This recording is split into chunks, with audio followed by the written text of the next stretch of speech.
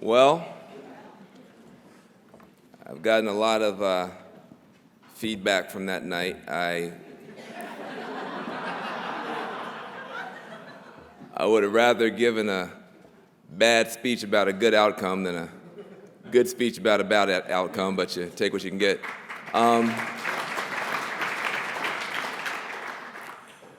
I will say that it feels pretty amazing to be for the public, using a microphone, with no Trump supporter to my left or my right. That's just amazing. Hallelujah. Oh, you think you had a tough 18 months.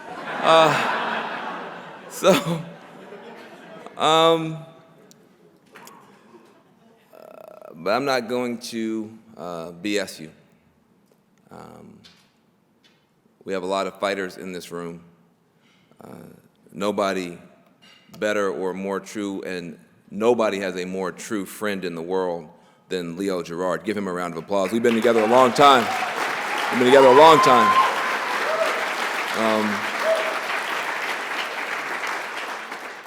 I'm going to shock some of the interns. A lot of times when people give these speeches and they say, so-and-so's my good friend, they're bullshitting. It's not true. But Leo's my actual friend. He's my actual friend.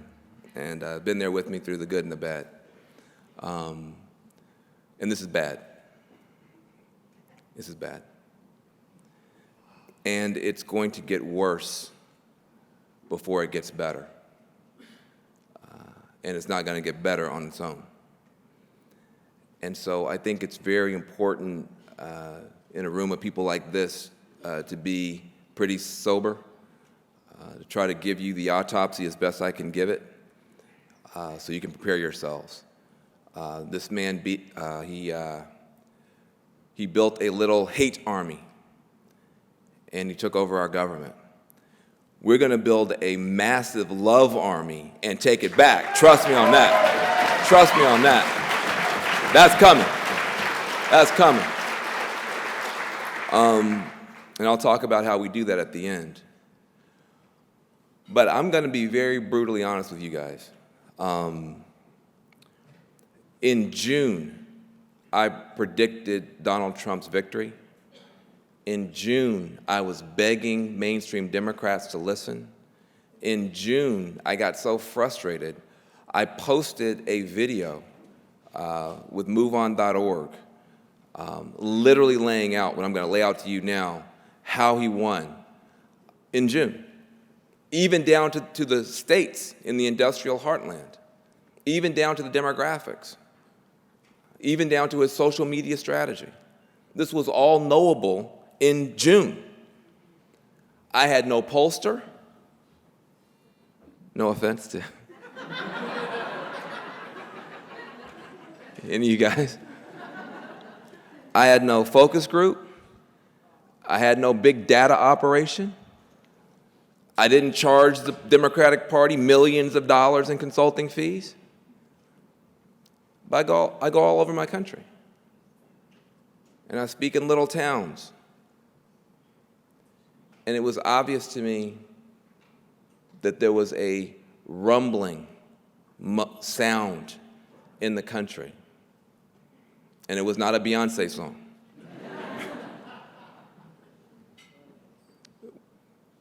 First of all, we're in this age of rebellions. The rebels are on the rise, and the establishment is on the ropes. In our country, Obama was in some ways a rebellion. And then you had the Tea Party rebellion right after that. And then you had the Occupy rebellion. And then you had Black Lives Matter. And then you had Sanders, you had Trump. It's very clear that ordinary people are done. They're sick of it. They're not having it anymore. And in my country, what people have seen is a bipartisan elite consensus that every single time is wrong. I don't mean sometimes wrong. I don't mean now and again a little off. Bipartisan consensus for 30 years. These trade deals, raw and ugly, would be great for everybody. Wrong. Bipartisan consensus, deregulate the banks. Both parties said the most oppressed people in America, Wall Street bankers. Oh my God, free them, free them. They're just being tied up and tied down. Let the bankers go. Wrong. In my country, build prisons from coast to coast, both political parties, mass incarceration parties, putting poor people in jail for doing drugs that some of you guys did this weekend. Oh, I said it. Don't raise your hand, but I said it. Both parties said lock up poor people from coast to coast. We have 5% of the world's population now and 25% of the world's prisoners. 1 out of every 4 people locked up anywhere on planet Earth are locked up in the United States, in the land of the free. Disproportionately African American, Latino, and almost all poor. Supposed to make America better. It's destroyed families. It's destroyed neighborhoods. Both parties for it. Wrong. Both parties got us into these dumb wars. Both parties. Yeah, we're going to go into these stupid wars that we haven't been able to get out of effectively. And now we're out of them, and things are worse than before. Both parties, wrong. And both parties said, Trump can't win. So I thought to myself, he's in there. He's in there. Because these guys are wrong on everything. Because they are totally detached from ordinary people. 3 things. Number 1, he's going to gaff himself out of this election. My God, he's going to self-destruct. Can you believe this guy? He keeps saying these crazy, outrageous things. He's finished. Wow. He's breaking the rules. Oh, my God. Here's the problem in my country. The elites who drive the parties, the donors who drive the parties, live on the coasts. And they listen to NPR.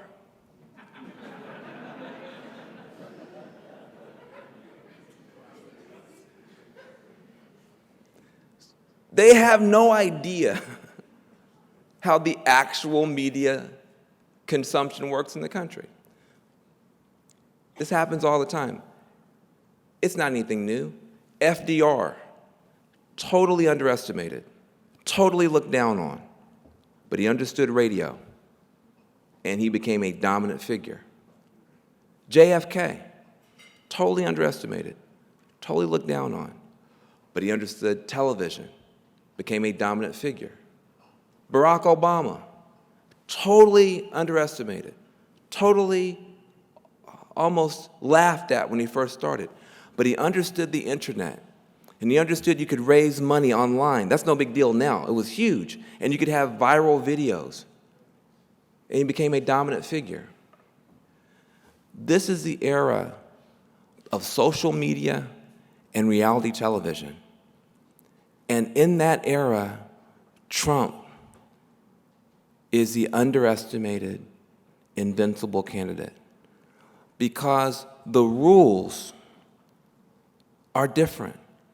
Saying outrageous stuff on Twitter doesn't get you fewer followers.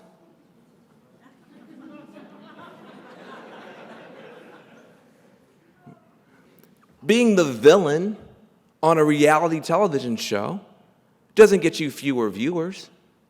It makes you the star. But nobody on the coast watches the Real Housewives of whatever town. So they had no idea that all the stuff he was doing is the stuff that actually follows the rules of the new media system. See, we in the elite media thought that Donald Trump had left the world of entertainment and climbed over the barrier into the world of politics. No. He pulled the world of politics over the wall into the world of entertainment and reality television. And now we're all stuck in his show, and it's a nightmare. That's what happened. Now, if you are a reasonably sensitive third grader, you could explain this quite easily in June. But if you're an elite party person, you have your data, and your wife is beginning to worry about your relationship with your data because you love your data so much. But your modeling is only as good as your assumptions. If your assumptions have nothing to do with ordinary people. These people literally in my party decided to model turnout for 2016 on 2012, where the Republicans had the most boring candidate ever born. The Republicans ran a jar of mayonnaise with a tie on, Mitt Romney.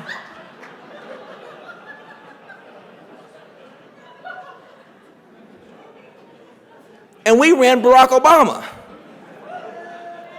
Now, I can guarantee you, just based on those facts, again, I'm not a smart person, I don't have any mathematical genius, but that's not the model for this election.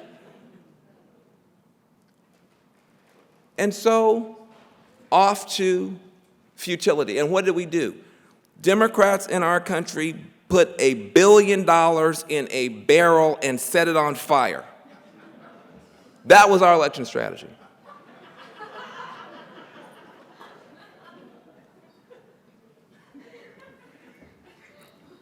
Pollsters, data people, ad makers who created ads that were so brilliant that all they did was normalize Trump. If you're in the United States, and I hope you will still come visit, we need the encouragement. If you're watching television, all the news is Trump, Trump, Trump, Trump, Trump, Trump, Trump, Trump, Trump, Trump. And then we'll be back after these messages. Then some medicine that seems like it's going to kill you.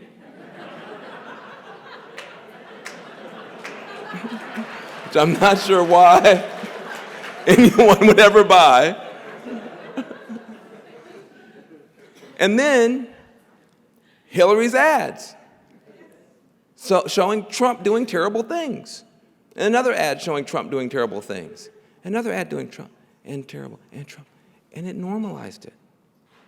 After a while, I was like, yeah, guess what? Trump does terrible things. Why are you spending $500 million telling us that? It's on the news every day. So they take $1 billion, put it in a garbage can, set it on fire. But what they don't tell you, and what they won't admit, and what we're going to challenge them on as we reorganize this party, is that this so-called demographic firewall, which is basically black people, they gave pennies to. They told me to my face they didn't have to invest in Latino organizing because Trump was going to be the best organizer for Democrats when it came to Latinos. So they could just keep giving money to the consultants. And Voto Latino, the most important millennial-focused electoral effort, ran out of money registering Latino voters. people were screaming out of black communities in North Carolina, we need more money.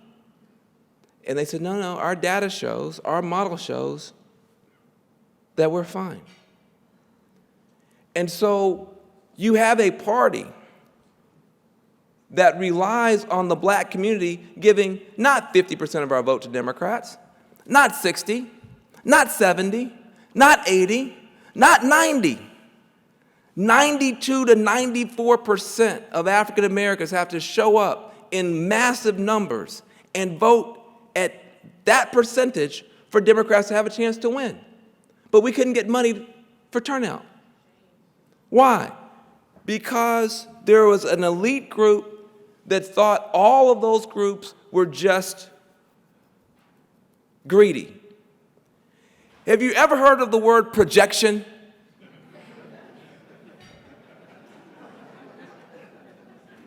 There is a pattern. If you're an indigenous group, if you're a black group, if you're a Latino group, what are you going to do with those dollars? Let me see your proposal. Where are your deliverables? I don't know. Give them $5,000 and let's see. And then there's these consultants who, I hate to raise this, are usually not Latino, not black, not indigenous, who say, hey, we're swell guys. Say, give them millions. And there's no accountability. None of them got fired. This is a real problem. It's going to be a problem here as well. So number one, the elites that run our party and ran that campaign didn't understand the media environment. They didn't understand the demographic challenge of getting turnout and didn't invest in it. And number three, they didn't understand the industrial heartland. They took the workers for granted. It's not, oh, is it the white working class or is it people of color? It's like I say, yes! Which is it, Van? The white working class or people of color? Yes! The answer is yes. Both of them, and not these fat cat consultants that burn up money. If you push money down to real people and let them organize, you push money down to real people and empower them and inspire them and let them get out there and make the argument. You can't be beaten by anybody. You can't be beaten by anybody in the world. That's the lesson. That's the lesson. We have to turn to the people. Voters over donors. Voters over donors. Let's invest in real people's ability to fight for themselves and stand up for themselves and stand up for their neighbors. Because the reason that this whole thing worked is because folks are hurting and nobody's listening, and hurt people holler. And sometimes it sounds like Black Lives Matter, and sometimes it sounds like Bernie Sanders, and sometimes it sounds like Donald Trump. But hurt people holler, and we got to listen to them. The people are hurting out there, and we're not doing enough. So, in closing, let me just talk about why I think that this Love Army, as shocked as you were to see that little tiny group of hate mongers mobilize so many people. And by the way, the vast majority of Donald Trump's voters were not voting for the worst of his agenda. Please don't believe that propaganda. The vast majority of his voters, if you look at the data, don't look at me, don't trust Donald Trump, don't think he has a good temperament, have real concerns about what he's going to do, but they were just sitting on a white-hot stove and they just couldn't take it anymore. And some of those veterans that voted for Trump will march with us if Trump attacks the Muslims. Trust me, if Trump goes after American Muslims, you've got veterans who will be in the street saying, I did not go out there and fight for this mistreatment of people. Don't believe the hype. Don't believe the hype. You have business owners who voted for Donald Trump, that if he goes and attacks all those young dreamers, those young immigrants who, trusting our government, turn their names in to say, let me be a part of the program that'll let me stay here and join the military and go to college and be a part of a country, the only country I've ever known. My mama brought me here when I was 1. She brought me here when I was 6 months old. Please let me stay and be a part of my own country. And they trusted our government. They turned those names into Barack Obama. And Obama has to give those names to Donald Trump. If Donald Trump attacks those young people, there will be business people, Republicans who will stand up against Trump. Don't believe that he has a mandate for the kind of horrific nonsense he's talking about. Don't believe that. We're a better country than that. Don't believe that. Don't believe that. So, but the reason you're going to have a love army is because when there's common pain, there can be common purpose. When there's common pain, there can be common purpose. The reason you're going to have a love army is because there are people in our country who are not a part of the elites on either side. The Democrats have a big problem with elitism. Not that every Democrat's an elitist, but you got a big, comfortable chair for the snobs, and everybody hates that. The Republicans got a big problem with bigotry. It's not that every Republican is a bigot, it's just that all the bigots are Republicans and it's obnoxious. And you gotta do something about that. You gotta do something about that. So, but somewhere between both of these foolish parties are ordinary people. You go to the Rust Belt, so-called, what I like to call the industrial heartland, and I learned that from Leo. You walk around there for a while, and you might vote for Donald Trump. You walk around there for a while. You imagine yourself 54 years old, white, heterosexual male, out of work for 4 years. Have a hard time going to church explaining to people what you're doing. Have a hard time looking your family in the eye, trying to explain to them why things are tough, why you can't find work. You get up in the morning, try to help your daughter, and drive her little child to nursery school. And you drive past strip mall after strip mall with no stores in them. You drive past Blockbuster Videos that have been sitting there empty for years. The chains have been rusted to the grate. Grass is growing up through the parking lot. And you remember when it was a good town. You remember when it was a good town, and you could be proud of your town and proud of your job. And people looked at you with respect. And you go home and have your good kid, the pride of your entire family, come home. Went off to college, made you proud, and they sit down and tell you, Daddy, you're a bigot. Daddy, you're a sexist. Daddy, you're a racist.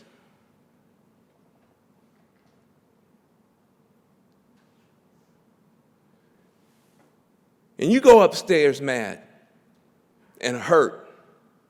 And you cut on your TV. And somebody comes on and says, I'm going to make America great again. That's medicine, man. That goes right in here. The NPR people didn't come to help you. The NAACP didn't come to help you. Greenpeace didn't come to help you. NOW didn't come to help you. Nobody came to help you. Now, this man comes to help you, and all them people are mad. Well, you didn't ask me for a date. You can't be mad I got somebody now. You didn't want me. You didn't hold me. You didn't love me. You didn't respect my pain. You called me the oppressor. Well, now I got somebody who at least understands me.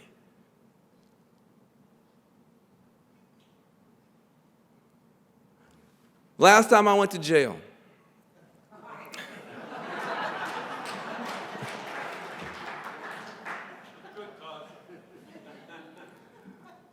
I'm among lefties, I can say that. Last time I went to jail, I wasn't marching with Black Lives Matter. I was marching with the Coal Miners Union. Because the fracking has made the price of natural gas, methane, so low that it's wiped out a lot of coal. They love to blame Obama for it, but it's the economics. And those coal companies declared bankruptcy. And then those coal companies, rather than doing the right thing, did the wrong thing, and they stole those coal miners' pensions.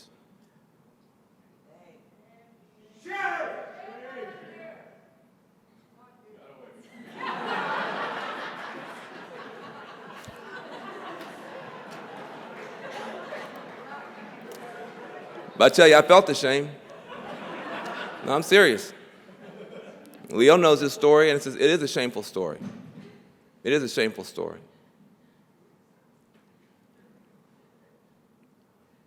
So these coal miners, who are America's heroes, who risk their lives and their lungs and their limbs every day to keep the lights turned on for you and me, who did 15 years, 20 years, 30 years going down those holes with only one promise, not good pay, but the promise of a good, secure retirement when their bodies were too broken and their lungs were too compromised to do it one more time, that at least their family would be taken care of with a good pension. And those coal companies stole those pensions. And I called every environmental leader in the country. I said, we got to go down there. If the coal companies were messing with spotted owls, we'd be down there.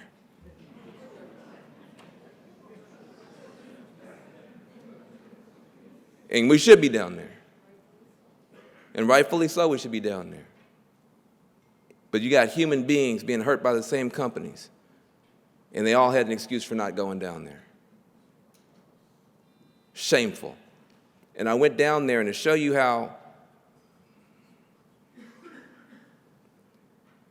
poorly raised I was, I got down there and they're marching to get their pensions back. And I'm coming as a big environmentalist from Oakland, and I'm going to be a part of the thing, and I gave my speech, and man, I tore it up. And now it's time to march, and I'm like, let's get our good chance together, Ain't no power like the power of the people, because the power of the people don't stop. Hey!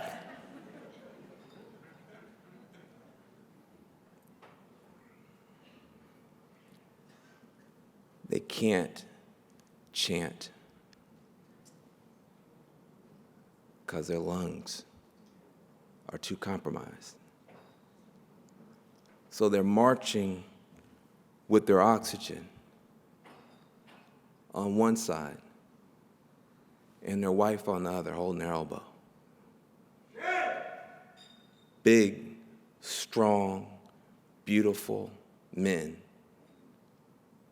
with nothing. And nobody came.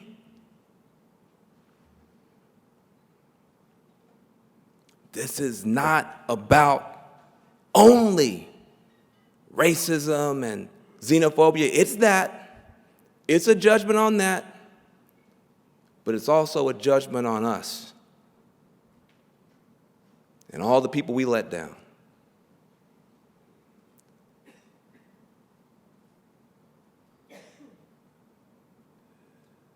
The best in America did not show up in this election on either side.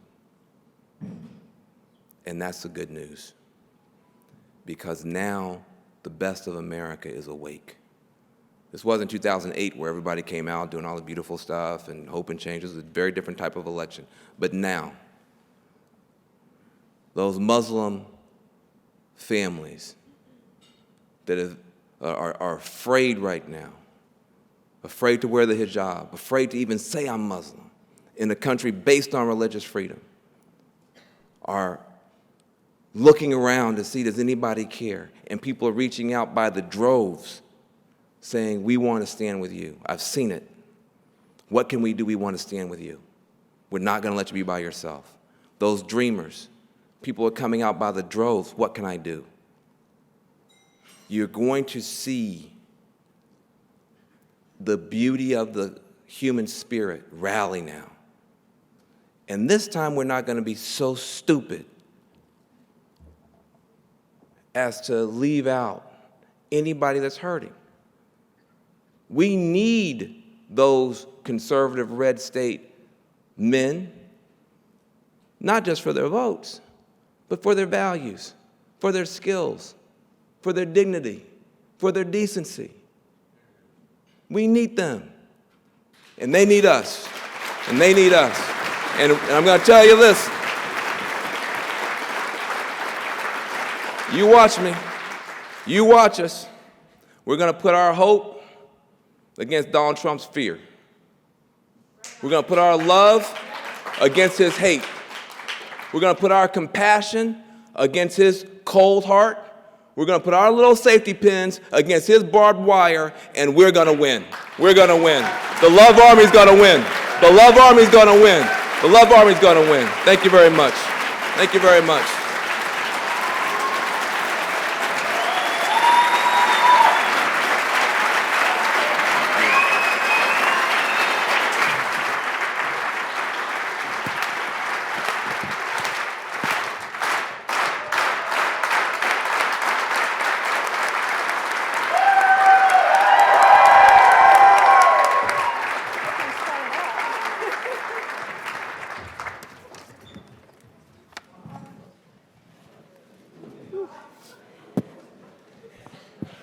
Thank you very much to Van Jones.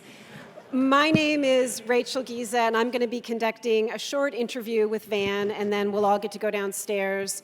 There's more wine, there's dessert, there'll be more talking.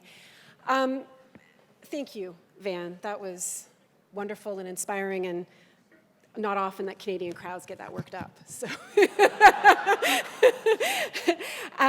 I do want to go back to election night because, like so many other people, I was so moved watching you on CNN when you said, you tell your kids don't be a bully, you tell your kids don't be a bigot, you tell your kids do your homework and be prepared. Then you have this outcome and you have people putting children in bed tonight and they're afraid of breakfast. They're afraid of, how do I explain this to my children? And I wanted to ask you how, though, in the early days after the election, the kinds of conversations that were unfolding in your home and amongst your circle of friends, how were you talking about this? Well, I have no idea what's happening in my home because I was in Washington, D.C., scraping people's brains off the ground. And my kids live in Los Angeles. My wife and my kids and my books and my voter registration and my car are all in Los Angeles. This year, that's the only proof that I lived there because I've been on the road so much. So actually, my kids, I was talking to my kids when I was on the air because they were, you know, I mean, this is real life. I mean, so my kids are up and they're watching this stuff, and Daddy comes on, and I'm literally thinking about how do I explain this to them? I mean, I was talking to them. I was talking to my friends. I wasn't thinking about, look, it was 3 o'clock in the morning by that point. I figured all y'all were asleep. So it's been tough, and kids are smart. Kids are very smart, and they know when something's wrong, and they know when something's wrong in the country. And but unfortunately, you know, many of you, in your public life, you know, I wasn't there. I didn't think I needed to be there because I figured we were going to have a better outcome. I did, at the end, I did fall for the polling because I went to Pennsylvania, as you may have seen, the messy truth. I went to Pennsylvania. I met with Trump voters, and the fingertips I had for it was that they seemed defeated. And I thought, okay, well, you know, maybe Pennsylvania will hold. I knew we were going to lose Florida. I knew we were going to lose Ohio. But I thought maybe Pennsylvania would hold. I had not thought about Wisconsin and the impact of Scott Walker devastating the public employee unions. The opinion data in Wisconsin turns out to be correct, mainly pro-Hillary. But the turnout ability, when you eviscerate the public employee unions, you got a car with no wheels on it. And so a 60% reduction in union membership in Wisconsin destroyed our ability to do the turnout in Wisconsin. I didn't see that coming, and I thought we would hold Pennsylvania, but they came out of the hills and hollers, as we say in the South, to vote for this guy. Yeah. You said in your speech that the best of your country didn't show up on election night. And how, I mean, there is this energy now, but how do you fight against that inertia or that hopelessness or that lack of trust and lack of faith in politicians, in the media, in institutions? How do you bring people out? Well, first of all, the difference between liberals and conservatives. When liberals get beat, I'll put it the other way. When conservatives get beat, they get mad. When liberals get beat, we get sad. And so you have to get through all this stuff first. See, I caught myself. Folks are sad, folks are morose, folks are depressed, folks are despondent. And then you have to remind people, when Barack Obama came into office, he had the House and Senate too. And he did all he could, but it turns out that there are other centers of power in the country. You know, Wall Street is a center of power, for better or for worse. Silicon Valley, Hollywood, churches, labor unions. There are other centers of power. Just grabbing, the White House and Twitter doesn't make you all powerful. And I will say this as well. Trump's governing coalition is very unstable. It's not a normal Republican government. It's a conservative populist alliance. So you have conservatives like Paul Ryan, and you have populists like Donald Trump, and they don't quite see eye to eye on many things. Paul Ryan wants to privatize Social Security. Trump is a populist. He's like, it's a popular program. Why would I mess with it? Trump wants to tear up TPP and NAFTA and all the trade deals. Paul Ryan is a conservative who probably sleeps with a copy of the TPP. So this is a weird thing to work out. Also, his voting coalition, as I said, won't support him on every dumb thing he wants to do. And there's a real danger of us. Look, when I said white lash, as Leo did, I'm talking about a particular dynamic inside of that big voting coalition that is based on a kind of racial resentment. And people in the United States say, well, the working class backed Trump. It's a lot of black workers didn't back Donald Trump.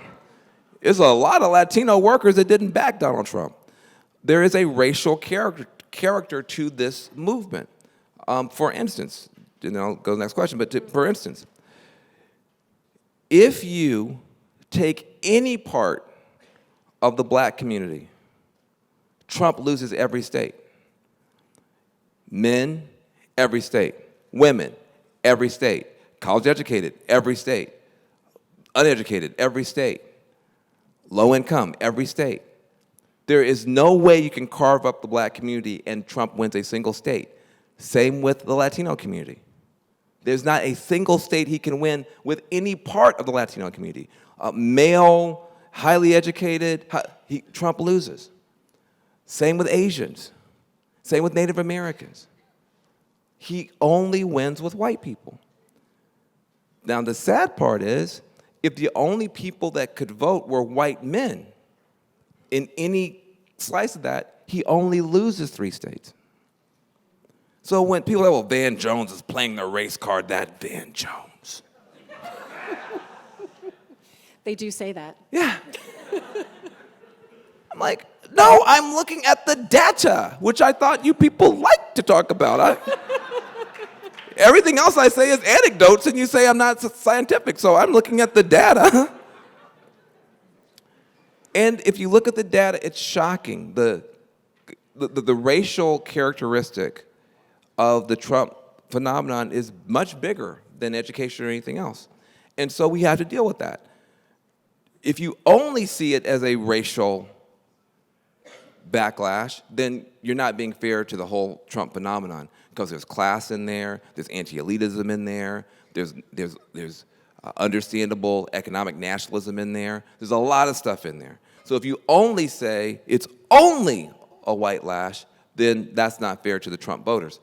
But if you ignore that toxic crap that's marbled through, that's not fair to the rest of America or to common sense.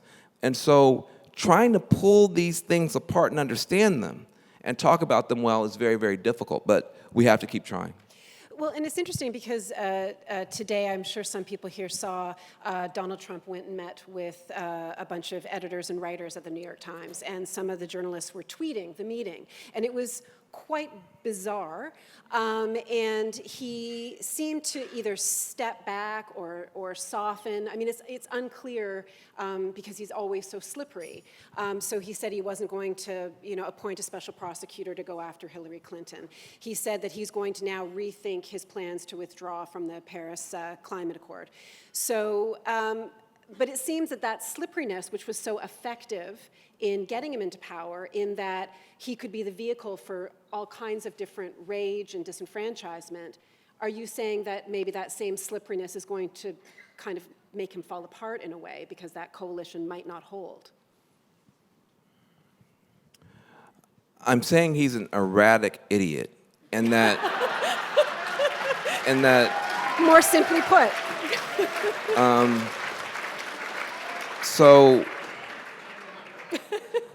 I don't know what the hell he's going to do. I do not know what the hell he's going to do, nor does he. That's my point. So they're just two Donald Trumps. There's teleprompter Trump, that if a good intern wrote the speech, it's a good speech. If a bad intern wrote the speech, it's a bad speech, but at least it's, you can see what it is because it's on paper. There's teleprompter Trump. And then there's terrible Trump, which is anytime he's not on the teleprompter, when he might tweet anything or say anything or fire anybody or whatever. So the problem that you have with liberals is that liberals tend to be fairly reasonable people. So if you talk to a liberal and you say something like, I support the climate accords, then a liberal might think that what you're saying has some basis to what you actually might do. Well, I don't mean liberal like your party, I mean progressives in general.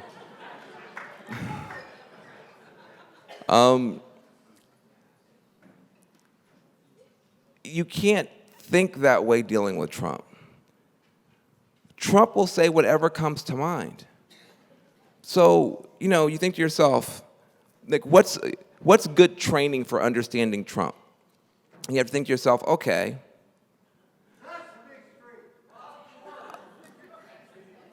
I would say a precocious 8-year-old, right, is a very good way to think, get your mind ready. Because what a precocious 8-year-old said at 1 o'clock has no relationship to what he's going to do at 1:06. That's what you're dealing with. And what I'm seeing is, I can't say liberals up here because you guys think I'm talking about a political party. I mean progressives, that's what you say up here. Progressives are just getting whiplash and hypnotized by the same trick that Trump is playing. He's going to do this the whole time. I'm going to make Bannon, who is a white nationalist, who is as best we can tell, at least neo-Nazis feel comfortable with him. I don't know if he's a neo-Nazi, but they sure like him a lot.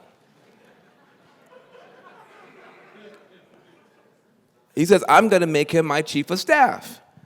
And everybody just, this is impossible. This is terrible. He can't do this. This is horrible. He should never do this. What is he thinking? So then Trump goes, well, never mind. I won't make him chief of staff. I'll just make him my right-hand person. And we all go, shh, he's moderating.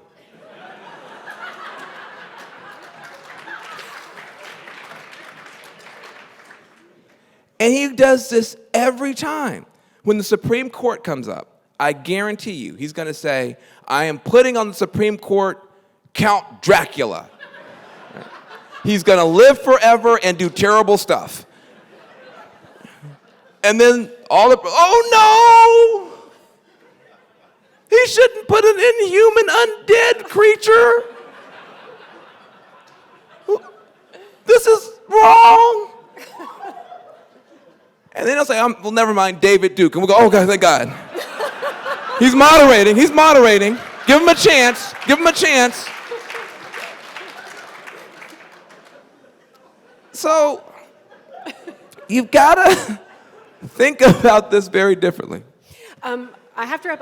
One last point I wanted to touch on before I let you go is you talked about the economic gap and the economic inequality underpinning what's happened in the United States, what happened with Brexit, what we're seeing happening throughout Northern Europe, this fear that's arising on an economic level. But there's also a cultural component to it. And your work with The Messy Truth, the web series you did, I know you're going to do on December 6th, a live town hall, where you emphasize the necessity of people talking to one another across these differences. How do people do that at a time when it feels like this is not just about economics, but people feeling like they don't see themselves, their values, their beliefs, their very selves reflected in somebody else, that the outcome of this election feels very personal to people. They feel that their lives are under threat on both sides of it. So why is it important to you that people find those points of connection and points of empathy? Well, let me say a couple things, seriously. I did go into the homes of Trump voters in Pennsylvania a couple weeks before the election, just to start the dialogue. My main concern really wasn't Tuesday of the election, it was Wednesday afterwards. And my question was, are we on the brink of another civil war in the country? Is this how we do civil wars in rich countries, shooting tweets instead of bullets? But, what are we doing? And, we don't agree. We don't agree. And that is okay. In a democracy, disagreement is allowed. Dictatorship, you have to agree. Democracy, the whole point is you don't have to agree. The question is, how do you disagree? If you disagree constructively, you come up with, at least the possibility is that you come up with a better answer than either side had. Maybe you're pro-market and I'm pro-state. But if we fight about it with respect, with reduced inflammation, with precision, we might come up with a public-private partnership that's better than either original idea. That's possible, at least. That's constructive disagreement. If you have destructive disagreement, the inflammation is bigger than the actual disagreement. You can't even find the common ground when it's there. And that's what happened in the United States with Obama. We didn't have an opposition party with constructive disagreement. We had an obstruction party with destructive disagreement. Our Republican Party voted against tax cuts for small businesses just because Obama was for them.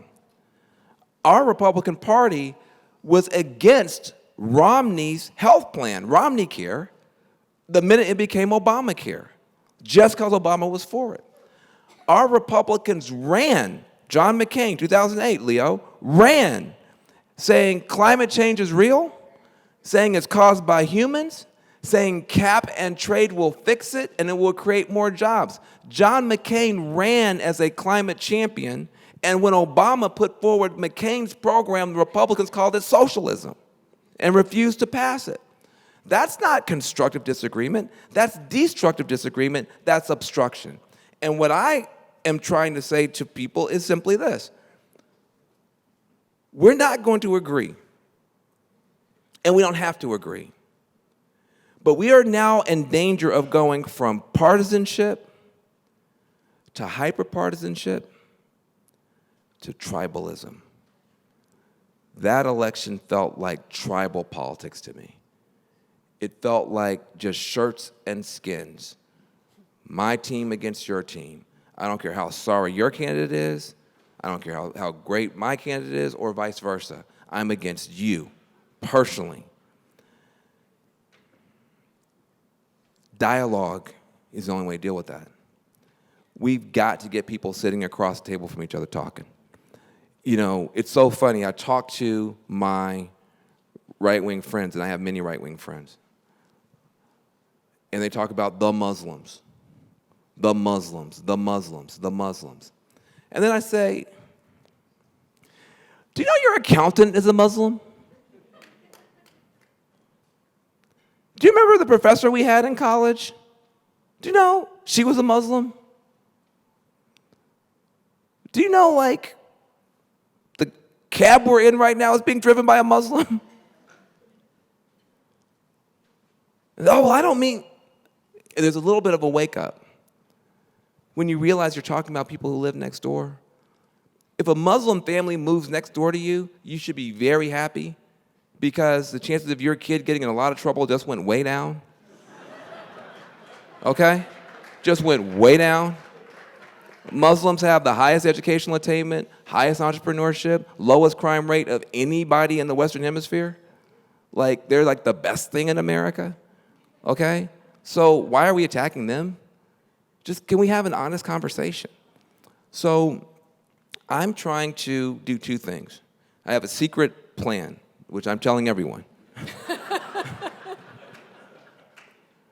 I want to build a massive, or help build a massive love army to just push back, push back, push back, but also build a bridge of respect to Trump supporters. We call it the messy truth. The truth is messy. It's not Democrats are perfect and Republicans suck, or Republicans suck and Democrats, I can't even say it. Republicans are awesome and Democrats suck. It's that Republicans are awesome except when they suck, and Democrats are awesome except when we suck. It's not I'm right, you're wrong. It's that you're a freaking hypocrite and so am I, and how can we solve a problem? We have to have a different conversation, not based on agreement, but based on a little bit more empathy, a little bit more respect, and a little bit more willingness to be surprised that maybe somewhere out there, there's some good answers we can get behind. Thank you so much.